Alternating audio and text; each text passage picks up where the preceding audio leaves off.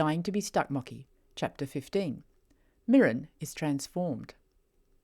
However, my face is too familiar in Watchet for me to go unnoticed, explained Mirrin. We must seek to cross the river for towns further afield where my likeness is not for sale.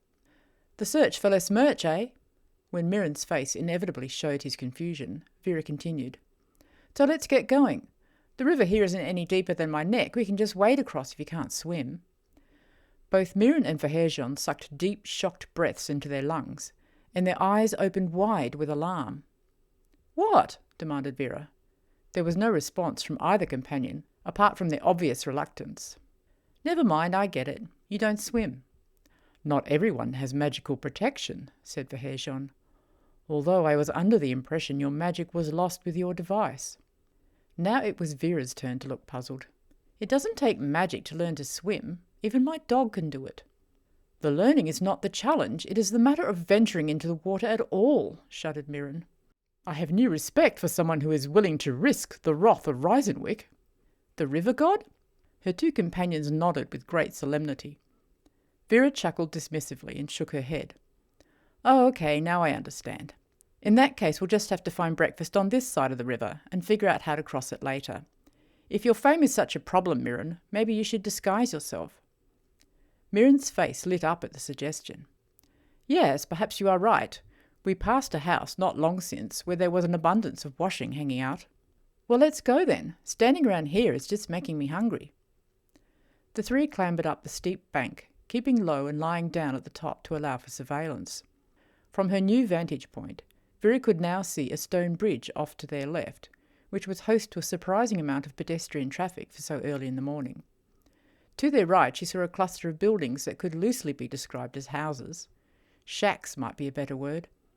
But what was of more interest was the sight of flashes of colour that told of washing drying in the breeze. Before Vira could make a move, Mirrin had scurried over the top of the bank and was running towards the houses, taking frequent cover behind bushes and trees as he went. He looks like he's done this before, observed Vira. There was a minute or so of silence while they watched Mirrin covertly approaching the first house with washing. Then he disappeared as he vaulted a rickety fence. So your dog is magic too? Asked Fahyrjeon. You do come from a strange land. Why did you come to mine? My dog? Oh, I see. I don't know why I came here. I didn't choose to. It just happened. So I don't know how I'm going to get home either. Vira's voice made a strange choking sound as she finished saying this, which she tried to cover up with a throat-clearing cough, but it didn't work. Fahyrjeon looked searchingly at her, then placed its hand between her shoulder blades and patted her comfortingly. Here is where you are meant to be, it assured her. Here is always where you are meant to be. I don't think I want to be here forever, sorry, her voice quavered. No, I meant, wherever you are is always where you are meant to be. You have the aura of Ordra, so you are one who is following their destiny, Fahyrjeon explained with quiet confidence. What does this aura say about why I'm here? It says you came here because here is where you are needed, and here is where you need to be. That is destiny. Oh, said Vira, feeling completely unenlightened. I have the aura of Ordra also, continued Fahyrjeon, and this was most puzzling to me as I stood in the arena yesterday, faced with certain death. I did not know why I was there. I would have been content to die under Mirren's sword if I had only known what purpose it served for me. So you can imagine my relief when I discovered I did not have to make sense of my own death just yet. Fahyrjeon smiled its toothy smile at Vira, convinced she followed its spiritual conundrums. She smiled back for a completely different reason. She had just had a momentary sensation of here being the only place she wanted to be. Maybe Fahyrjeon was right about her aura after all. Why are you scoundrels lurking here? Demanded a woman's raspy voice behind them. They both rolled on their backs with a start to discover a woman in a long, billowing robe, silhouetted against the morning sun. Vira sat up in preparation for running away as fast as she could, but found herself staring at a pair of dusty boots poking from under the woman's robe. Nice sandals you've got there, lady, laughed Vira. The woman hitched her hem up to display her sturdy leather boots. Unfortunately, the local matrons do not seem moved to leave their footwear outside during the night. I doubt they would fit me anyway. she replied in a much lower and more familiar voice. Vira stood up and found that without the sun so much in her eyes, she could see Mirrin's jubilant grin. It certainly wasn't what she was expecting to see on the face of someone who, until recently, had been whining incessantly about being humiliated. Between this costume and our acclaimed performance for my wealthy benefactor, I do not believe I have had more thespian opportunities since I was sold into slavery by my dear parents.